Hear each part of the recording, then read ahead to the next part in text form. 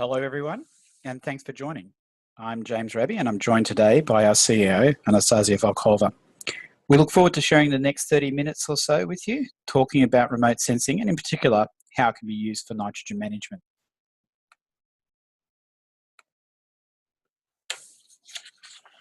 So the reason that we're having this webinar at this particular time is that Fluorosat have recently partnered with Teravian.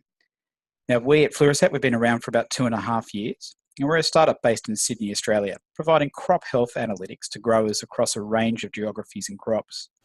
Teravian is the leading provider of agricultural aerial imagery in the US and Brazil in terms of coverage and cost. So there was a natural synergy for us to take Teravian's frequently updated imagery and apply our analytics to it, so that growers would soon be able to use that Teravian imagery and our crop analytics to precisely identify what nitrogen they need to apply early enough in the season to maximise their yield, while also reducing any unnecessary application costs. And today we're going to take you through how this is being made possible and how you can get involved. So we'll start by explaining what remote sensing is. We'll also discuss the differences between multi and hyperspectral image data and hopefully demystify them for you. We'll also discuss the main vegetation indices that are created using this data, with some focus on how they can be applied in practical circumstances. A major benefit of our partnership with Teravian is in the red edge band that they capture, which is a key component in our analytics pipeline's ability to more precisely detect crop nutrition and other factors. And we'll also discuss how combining remote sensing data with the data that you collect in the field and observations that you also collect while you're in the field result in a more comprehensive decision support tool. And then we'll arrive at the central theme of today's webinar, which is the nitrogen maps we create. I'll take you through that, as well as doing a demo of the Fluorosat platform. And then I'll talk about the practical application of those nitrogen maps and the return on investment that it's delivering. And then finally, I'll let you know how you can get involved. So let's start with remote sensing. What remote sensing does is it captures visual and non-visual, and sometimes also radar data of farmland using scientific sensors mounted on satellites, aircraft, and drones. And we use the term remote to kind of contrast it with what they call contact sensing, so things like soil sampling. And we use this remote sensing data to spatially and quantitatively assess the status of crops. The consistency that's offered by some remote sensing platforms like satellite and also obviously Teravian's aircraft allow us to perform temporal analysis, i.e. we can look at the same crop in the same field over time, either within a season or across seasons. And then using non-visual data allows us to make the analysis more predictive and observational, because the non-visual spectrum can often show us changes in crop health well before you can see it visually.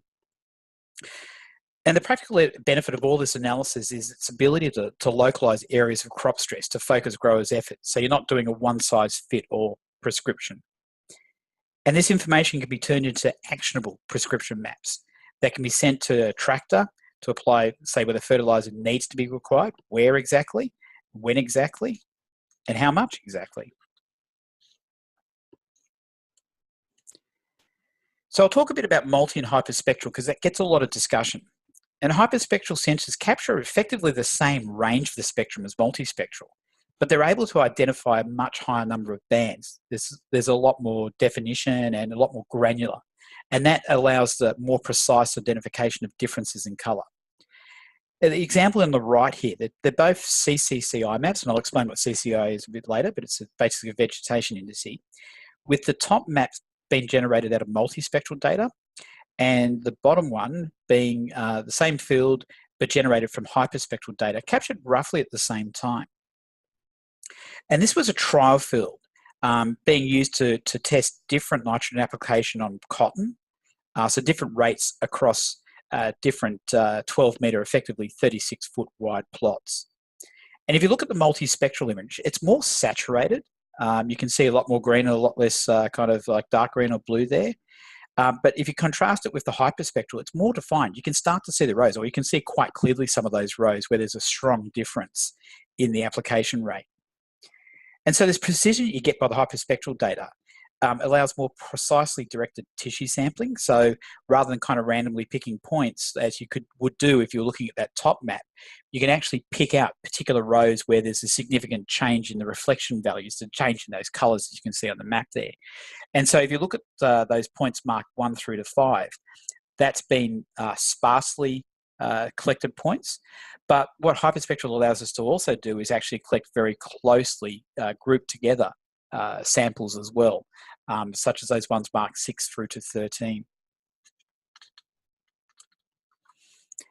So we take this data, whether it's multi or hyperspectral, and we turn them into maps and graphs and other data output using vegetation indices. The reason we do this is that while those individual spectral bands on their own can be very useful to a scientist, it's hard for the rest of us to interpret them in any sort of practical, useful or actionable way.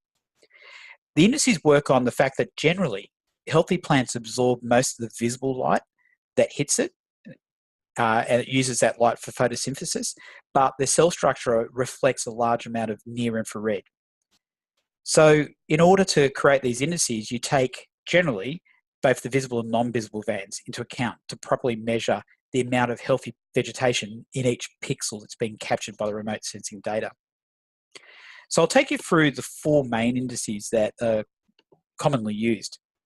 Normalized Difference Vegetation Index, which is known in short NDVI, is one of the oldest and most commonly used.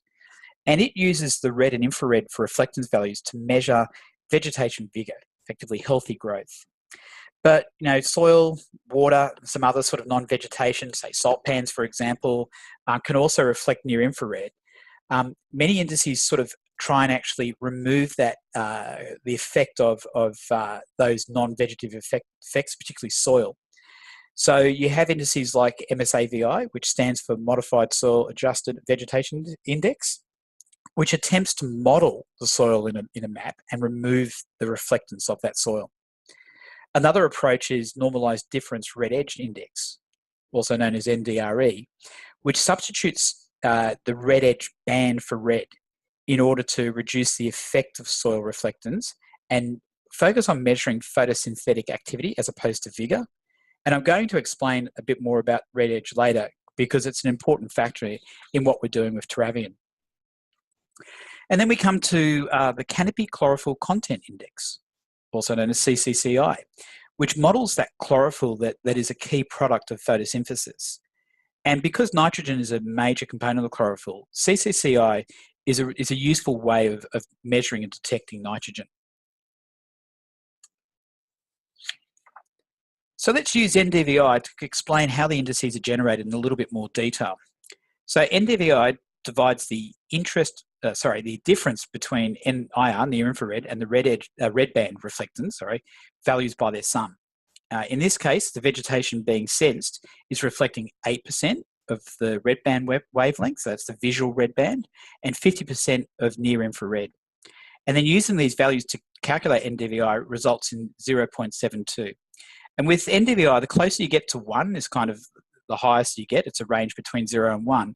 This actually indicates healthy growing vegetation, but it doesn't really tell you much else. And so while NDVI is a useful index for measuring vegetation, it's kind of limited by the multispectral bands that were available back when the original Landsat program was launched back in the early 1970s. And look, since then, multispectral, now hyperspectral data allows us to utilize a larger number of bands to measure things like health and even like the chemical composition of a plant or even variety. So I mentioned red edge before, and why is this important? Well, if you have a look at that picture on the right, the x-axis is basically the wavelength across the visual and non-visual spectrum, and the y-axis is the reflectance, the strength of reflectance. And you can kind of see it is somewhat wavy. It changes over time, but that red edge, that band that kind of just goes up in a very strong straight line, gives us a very stable and less volatile band than near infrared or green. So it is fairly consistent in the way it changes as you go up the wavelength. And that means that you can kind of use it to measure changes in moisture. It becomes a finer instrument to measure chlorophyll, the actual chlorophyll response. And so therefore what you get is a measurement of health of the plant, i.e. a big plant can actually be quite unhealthy, it can be rank. So measuring the amount of chlorophyll that's being produced is a much better indication of the health of the plant. So I'm going to use kind of that as an example, this field as an example of the difference that you get between the different indices. And so what we've got here is a field that's been generated from the same multispectral acquisition. This is an Australian cotton field during the squaring stage, so early summer in the southern hemisphere. And if you look at that NDVI map on the top left-hand corner, what you're seeing is strong vegetation concentrated in the southwestern corner. You can see that darker green area, but it gradually weakens as you move east. But then if we look at the MSAVI map of the same field, what you actually see is more of a stark contrast. There's weaker vegetation growth in now in that northeastern corner. Looking at it in NDRE, however, you see a more uniform picture of the photosynthetic activity across the field. And then, using CCCI, as I mentioned before, which more measures what is the resulting chlorophyll from that photosynthesis, you can kind of see areas in the east which have less soil nitrogen. So we sort of see a number of different dimensions of the same field, and each of them have value. For really, when it comes down to nitrogen planning, looking at the CCI gives us a stronger area of where we need to direct or even hold back the application of nitrogen. I'll contrast that now with the same field a couple of months later, so after a second split application of nitrogen based on what was detected. If you look at NDVI now,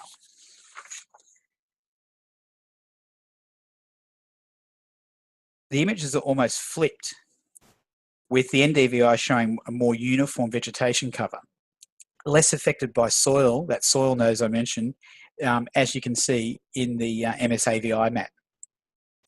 If you look at NDRE and CCCI, you see more uniform photosynthetic activity and chlorophyll content respectively, resulting from the higher rate of nitrogen that was applied to those eastern areas shortly after the previous images.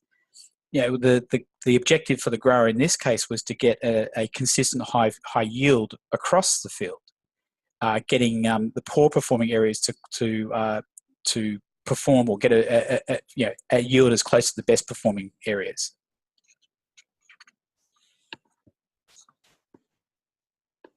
And then just looking at them together there gives you an idea of how they can be used in conjunction. So as you can see, the remote sensing data can provide additional insights that aren't really possible when you're standing in the field.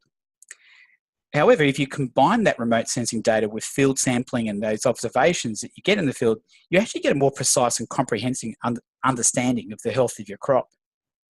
The data taken from tissue samples from specific parts of the field can be used to extrapolate nitrogen and potentially other nutrient values across the entire field, which you can then use to generate fertilizer application zones. So if you think of it, typically tissue samples are often taken at somewhat random points within a field. If you notice something visibly in your field scouting, you'll take a sample, and then you may get at most 10 points across an entire multi-hundred acre field.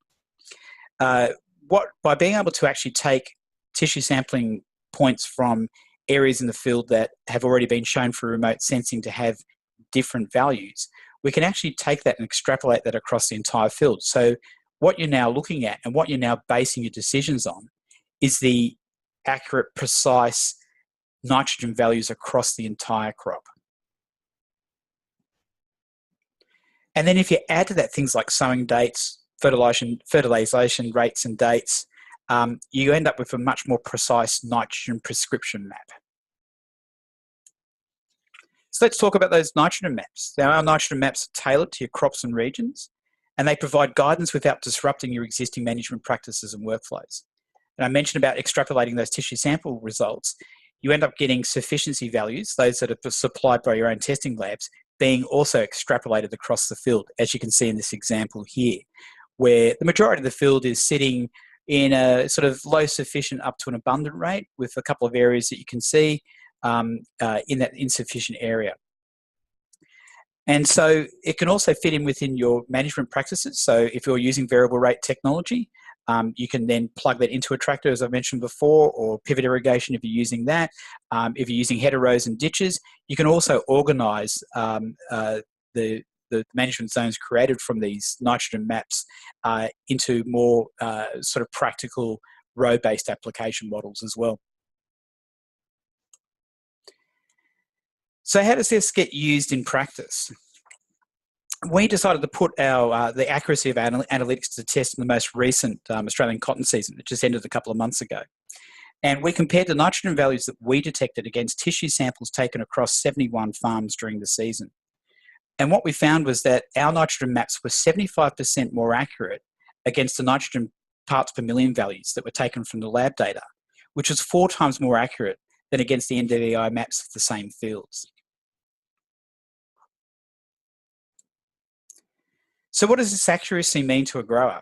Well, for one, they can create more precise management zones and therefore reduce the amount of unnecessary nitrogen applications.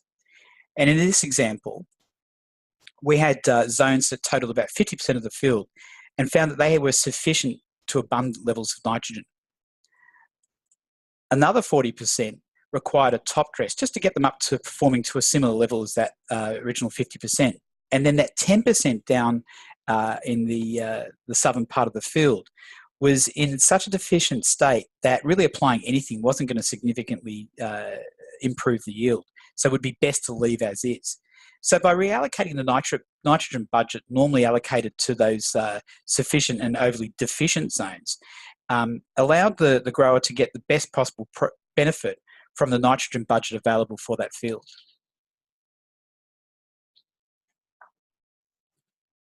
And to kind of show you in action, I'm just going to go over to a demo. Okay, so what we've got here is the farms part or farms tab of the Fluorostat application. This is where we set up the fields that we're monitoring, as well as all other related information. So this is really the first starting point on getting the analytics going. So as you can see here, there's a list of fields. We've got images of those fields. You can also look at it in more of just a block view here as well. In each field, which is defined either by drawing the field boundary on a map or importing it as a KML file, for example, if you've already got the field defined in another application. Once the field has been created, you can then define the different seasons. So in this particular case, we've got cotton. You could choose a variety type if you wanted to. You could actually choose to create field subdivisions in case you're actually doing some tests. And here's where that fusing of ground information as well as the remote sensing data really comes into play. So you can add in tissue sampling here. You can also do it in another function, the maps function as well. Field scouting observations, yield data as well as fertilization application dates. Once you've actually defined that season, we'll then actually download the satellite information. If you're a Terravian customer, you'll also get aerial data. And then this information is then imported. The data is then analysed to create the other functions of the application. And the main one to really talk about is the maps. So what I've got here is that field example I used to show you the different indices. And in fact, I've got it in compare function. So this little slider allows me to compare what's on the right-hand side, which is an NDVI map, with what's on the left-hand side of the slider, which is the CCCI map of the same field on the same date. And you can kind of see that variation between nitrogen content on the left, or chlorophyll content, which you can say is mostly nitrogen, and then also vegetation or vigor growth on the right-hand side as well. The other thing you can do is you can use this to compare indices. So we'll pick the same date. Actually, no, we'll pick a week just before, because I just want to show you the difference between aerial and satellite data. Satellite data is still very worthwhile. You can see there's still quite strong differences across the field that probably for most growers would be sufficient to determine their their management strategies and creating zones, but you can also see that just that high level of definition you get for being closer to the ground when the data is captured. So other things you can do in the maps function is to create zones. Here's another field which has had the zones created, and I mentioned already what the zones do. In this particular case, we're looking at chlorophyll content. We've grouped together areas. You can see this on the scale of sort of very high values to low values that can then be exported into either variable rate application machinery or into the farm management application of choice. And that's just done by downloading the shape file here. Another useful tab or map is the nitrogen map. It's central to what we've been talking about today. So in this particular case, this field had tissue samples taken and used to calibrate the field so that we can see, obviously, this red area here has got a fairly low nitrogen values, but kind of up in more of the green areas, you can see that's much more in the sufficient, getting up towards surplus amounts of nitrogen as well. So, you know, going away from kind of those almost randomized points and trying to understand the state of an entire field from those random disparate points, extrapolating the data across the entire field gives you a much more comprehensive view and much more precise view of where you can apply whatever intervention strategy is necessary.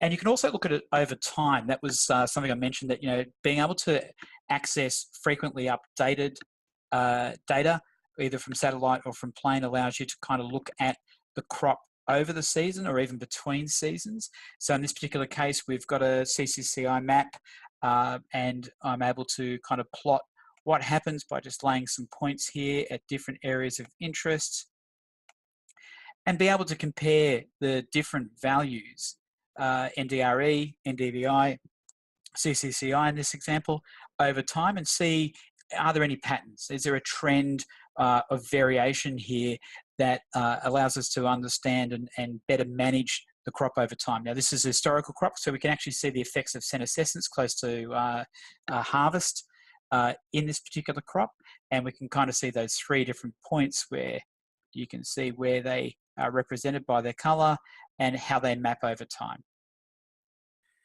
So that nitrogen mapping in the Fluorosat platform is just one deliverable of a wide range of crop health analytics that we're developing. We're looking for innovative growers and advisors that want to help us develop Fluorosat alongside with us and influence the direction of our roadmap, as well as make sure that all that science that we're creating is firmly grounded in practical use. If you are already a Teravian customer, signing up for a Fluorosat trial will get you our analysis generated from both your Teravian data, as well as Fluorosat's own library of historical satellite data, allowing you to track the health of your fields over seasons and between seasons to better understand what is needed now. And if you coordinate your tissue sampling with us and provide us with the lab's data, you'll also get those nitrogen maps calibrated to each of your fields. To get started, all we need is your fields and seasons to be set up in the Fluorosat platform. It's pretty easy. The workflow to draw them and add the seasons only takes a few minutes, but even faster if you've already got your own KML files from your own farm management software and you want to import them in. Why don't you just start having a look? Start the journey by going to beta.fluorosat.com. You can sign up there and we'll help you get onboarded. So that's it. Thanks very much for listening. I hope you found it informative as well as entertaining. And don't forget to sign up for a beta. Thank you.